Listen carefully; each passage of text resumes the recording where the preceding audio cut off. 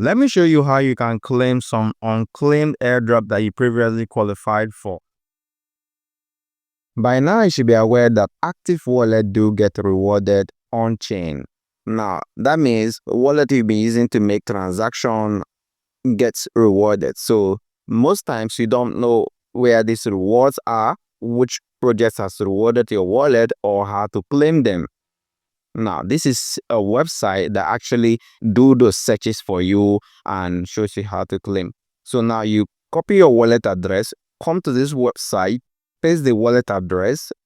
You can do this on both Ethereum network and Solana network. Okay, I think there are other networks you can also do this right here, but let's just focus on Ethereum network and Solana network. All right, now you can see I'm searching my wallet right there, and I just found that I have a $13 airdrop that I need to claim. Look at the ones that I missed.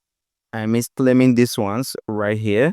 So now I have a $13 to claim. The only thing with this particular website is that you need to pay like about $3 or $4 before you can claim this particular airdrop. You need to pay some of their fees like that.